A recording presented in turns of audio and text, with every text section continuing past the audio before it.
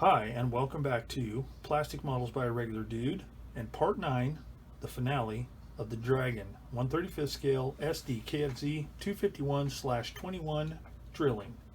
First of all, credit where credit's due. I want to thank my friend from the Channel Islands, Lloyd Mourant, for sending me this kit. Lloyd, I really appreciate it, and I want to say thanks again for sending this to me. It's always appreciated. All right, let's talk about the kit a bit. So if you've been following along on the series, you'll know that I ran into a couple of situations with kind of fit things, but those were pretty easily fixed, but mostly instructional things. So the instructions on this kit, and I've ran into it with other Dragon kits, and it seems to be a common problem, but sometimes the locations are incorrect where parts go, or they omit things that need to be done that make a difference later on in the build. So, and it's one of those things where a person really should look at the instructions all the way through to familiarize his or herself with what's coming up. But some of the stuff, you wouldn't know it till you actually got to it, that there is a situation. So I discovered these things and I talk about them, and I also talk about how I overcame these obstacles. So I think where the problem lies with some Dragon instructions is in cases where you have, like, say, an SdKfz 251 / whatever early version, some, like, say, the first in the series of SdKfz 251s the Dragon puts out. It's going to be what everything else is based off of. So I think in cases like that, and I don't know this for sure, it's just an assumption, just going off what other people have said in my own personal experience, because I have built 2 of the 251 kits. But what happens is you have this base kit, and then Dragon starts doing variants, like, say a variant with a certain anti-aircraft situation in it, or 75mm gun or whatever, because there's a lot of vehicles based off of this base 251 vehicle. And I think that is where the breakdown happens, because they use the original instructions as much as possible, just to keep from having to, rethink the whole thing again. But then they add this other stuff in, and sometimes there's conflicts, and you don't discover that till you start putting it together.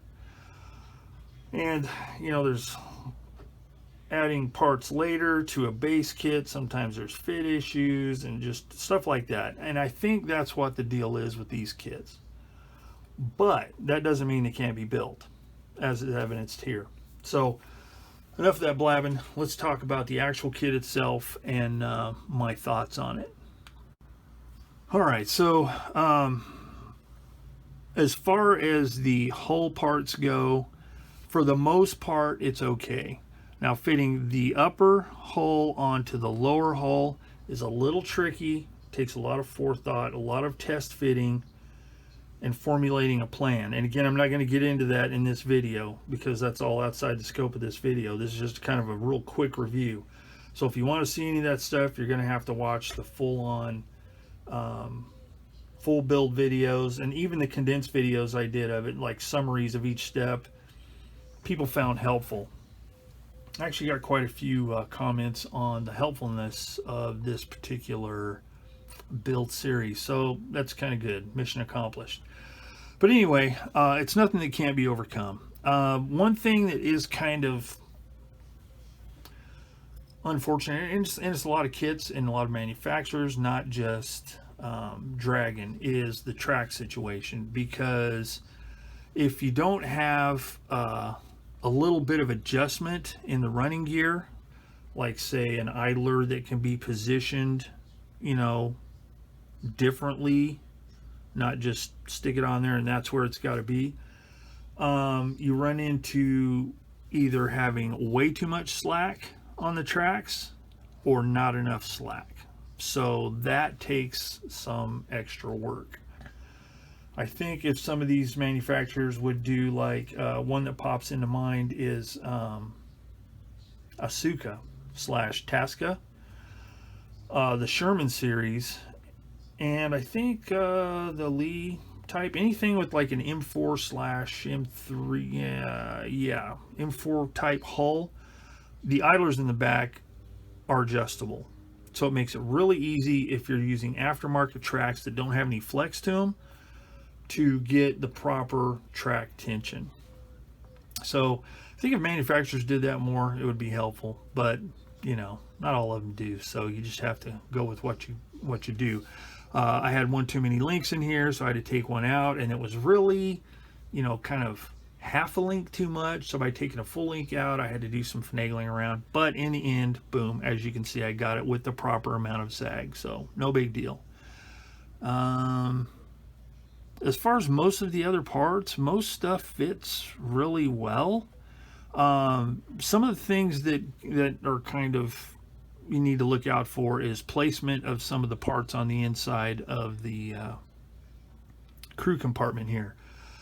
There's a big rack full of spare ammo racks, and until you get further along, it tells you to put them into place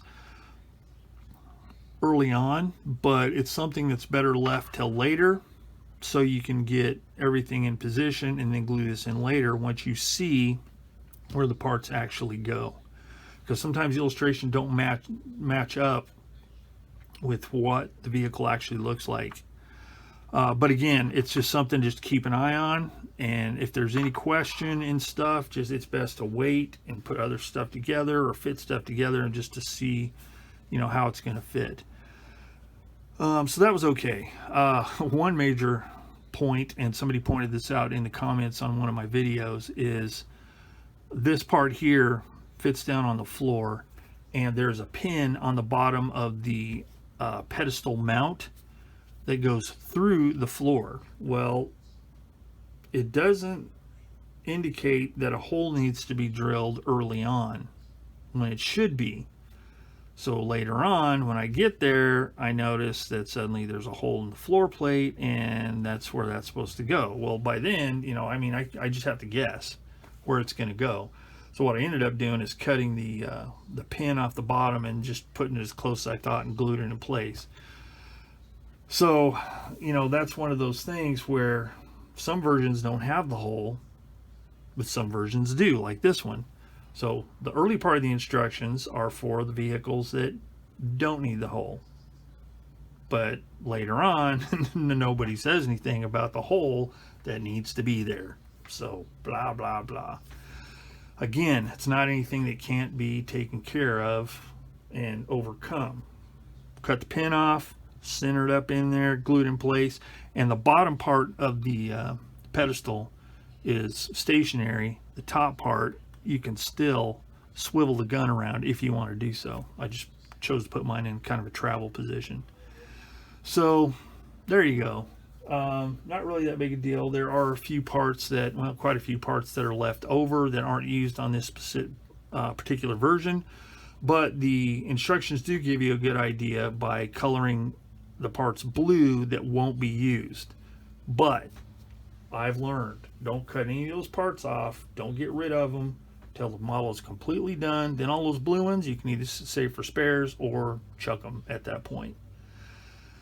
All right, let's see.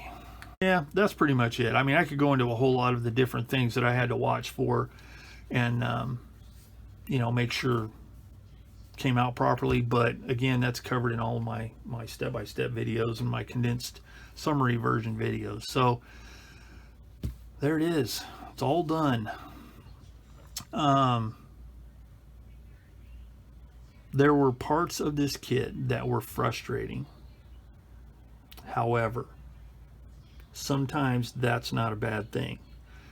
And here's why. Because we get used to sometimes having kits that just, you know, the whole throw some glue in the box with the parts, shake it around, you get a kit. an assembled model. There are some kits that are like that, very easy to put together and not really any challenge to it.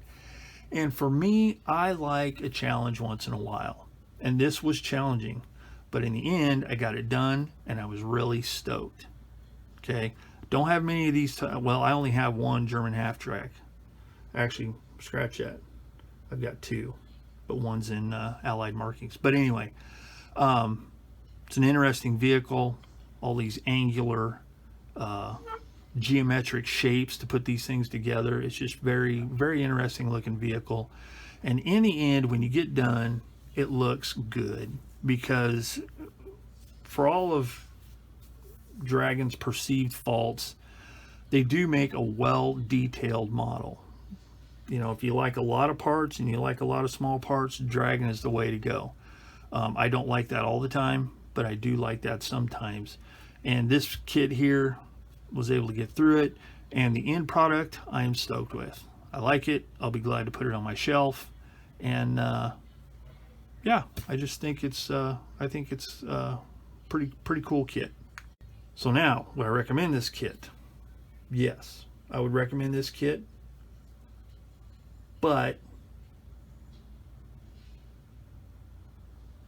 with the caveat that people are going to run into situations. There's going to be stuff that's going to slow the build or stop it altogether. But if a person knows ahead of time, or just knows what to expect from Dragon, which I did going into this kit, so none of this stuff really surprised me. But you know, knowing it going in, it's fine. So yeah, I would recommend it, but I would not recommend it for a beginner. I would recommend it to, let's call it, an advanced intermediate modeler, if that makes any sense. You know, you got your basic kits for a person just getting in the hobby. There's those type of kits. Then there's kits that have a little bit more to them, and then there's some really advanced kits. Well, this isn't quite really advanced, but it's not just like a dead-on intermediate, I don't think. You got to have a few kits under your belt, a few complicated kits, in order to be able to deal with this, I think. Now, there may be people that can just do it no problem, but not a beginner kit. But for a person with some kits under their belt, it could be done. All right, so that's basically it. Hope I didn't ramble too long, but there was just a few things I thought needed to be discussed about this kit. And yeah, so again, Lloyd, thanks for sending me this kit. I did enjoy it regardless of the snags. I look at it as practice and ways to further hone my modeling skills, and the end product is worth it, I think. I enjoy doing this paint job. I've grown to really like doing these little more time-consuming camouflage paint jobs, and I was stoked with the way this one turned out. And just overall, I'm very pleased with this kit. So there ends part number 9, the finale of the Dragon 1/35 scale SdKfz 251/21 drilling. So if you liked this video and you want to see more of this kit, I'll put a link on the end screen so you can go back to the introduction and go from there if you like. If you just like this video in general and you feel like doing it and you want to see more of my builds, hit the old subscribe button, and yeah, check out some more videos. So that's the end of the video portion. I will tack on a short slideshow at the end so you can see some stills of this thing in some, hopefully some better lighting. So yeah, that's it. As always, thanks for watching Plastic Models by a Regular Dude and following along. I will see you all later.